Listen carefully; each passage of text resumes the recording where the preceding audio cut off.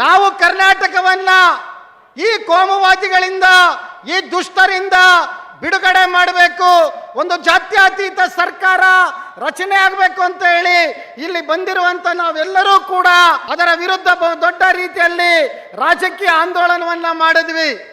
ಸರ್ಕಾರ ಬದಲಾಗಿದೆ, ಒಂದು ರಾಜ್ಯ ಸರ್ಕಾರ ಬಂದಿದೆ. ಈ ರಾಜ್ಯ ಸರ್ಕಾರ ಈ ಒಂದು ಪ್ರಕರಣವನ್ನ ಅತ್ಯಂತ ಗಂಭೀರವಾಗಿ ಪರಿಗಣಿಸಬೇಕು ಅಂತ ಹೇಳಿ ನಾನು ತಮ್ಮೆಲ್ಲರ ಮೂಲಕ ಸರ್ಕಾರವನ್ನ ಒತ್ತಾಯಿಸ್ತಾ ಇದ್ದೇನೆ.